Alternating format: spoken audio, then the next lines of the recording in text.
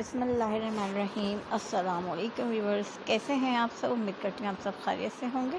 Welcome back to my channel re pharmacy lifeline میں سے viewers, آج ہم آپ کے لیے لے کر آئے ایک نیو انجیکشن کا ریویو۔ اور نو انجیکشن ہے، یہ 8 mg کا انجیکشن ہوتا ہے اور یہ IM اور IV کے یوز کے لیے ہوتا ہے۔ اور پروڈیوس کی بات کی جائے فارما کی، تو یہ سامی فارما نے اس کو پروڈیوس کیا ہے۔ اور IM IV انجیکشن کس لیے استعمال کرتے ہیں اور کن مسائل میں اس کا استعمال کرنا زیادہ بہتر ہے، اس میں ہم آپ کو ویڈیو میں بتائیں گے۔ اس سے پہلے اگر آپ ہمارے چینل پہ نئے ہیں تو ضرور ہمارے چینل کو سبسکرائب کر دیں، لائک اور شیئر کرنا بالکل بھی نہ بھولیں، بیل آئیکن کے بٹن کو ضرور پریس کر دیا کریں۔ جیسا کہ آپ کو معلوم ہے، آج کل زیادہ تر لیڈیز ہیں، ان کی بیک میں مسلسل پین رہتا ہے۔ اکثر ایسا زیادہ تر جو ہے دیکھنے میں آ رہا ہے کہ لیڈیز ہیں، گرلز ہیں، ان کی اکثر بیک بون میں درد ہے۔ یہاں تک کہ صرف لیڈیز نہیں، جینٹس میں بھی بیک بون کی اگر پرابلمس ہے، یعنی کہ آپ کے مسلس کمزور ہیں اور آپ کو جو ہے درد ہے، شدید درد کے لیے جو ہے درد کے ٹائم اس کو یوز کیا جاتا ہے تاکہ آپ کا جو پین ہے وہ ختم ہو جائے اور آپ ریلیف محسوس کریں۔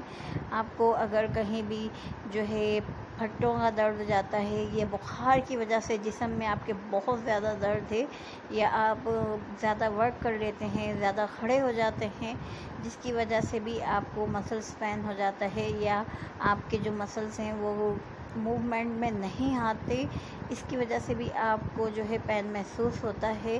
آپ کے جو ہے نی کا درد، آپ کی ایلبو، آپ کے کیا نام ہے گھٹنے کا درد، مسلس پین، آپ کی نیک، بیک، یہ جوڑوں کا جو درد ہے، اس کو یعنی کہ بہت زیادہ آپ کو شارپ پین ہو رہا ہے، تو اس کو ختم کرنے کے لیے، یعنی کہ آپ ریلیف محسوس کریں، تو اس کے لیے جو ہے یہ انجیکشن یوز کیا جاتا ہے اورنو کا۔